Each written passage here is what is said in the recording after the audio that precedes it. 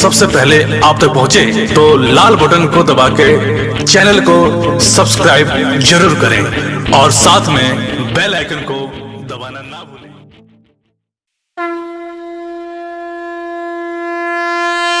प्रेम से बोला थावे वाली मैया की डीजे असमारी डीजे असमारी नया डोला नो गतिया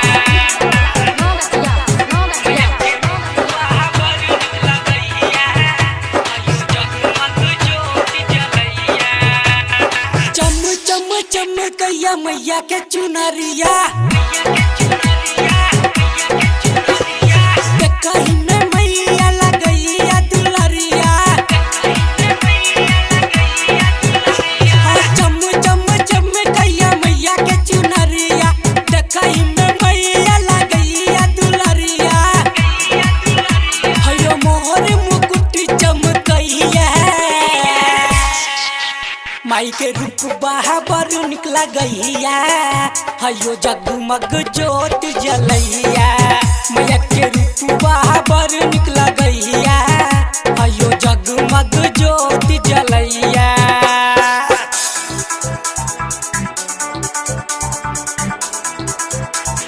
डीजे असमारी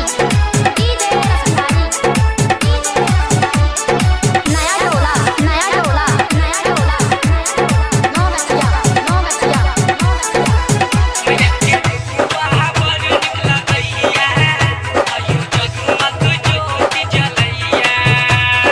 दुर्गा पूजा में भीड़ बड़ लगैया 10 दिन में पूजा करैया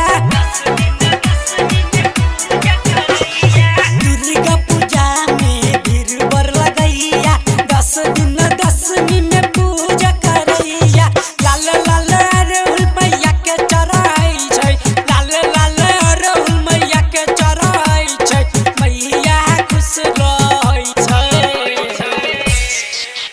माई के रूप बहाबर निकला गैया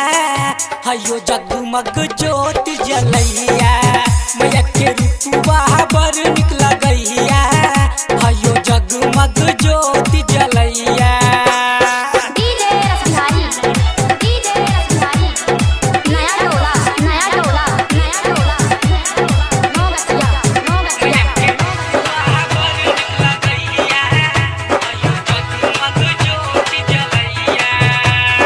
छन छन बाजे छै मैया के भजनिया भजन ई गाबै छै अमरजीत भजनिया छन छन बाजे छै मैया के भजनिया भजन ई गाबै छै अमरजीत भजनिया राइटर बैजू बजाबे हारमोनिया कृष्णा म्यूजिक में बजे हारमोनिया हे यो मैया के चूड़ी चमकैया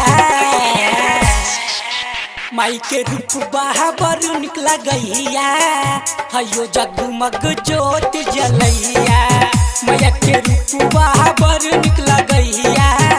हयो जगमग ज्योत जलैया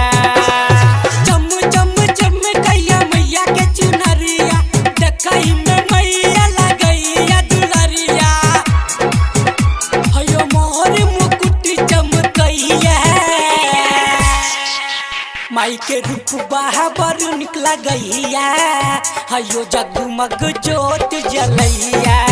मैया के रूप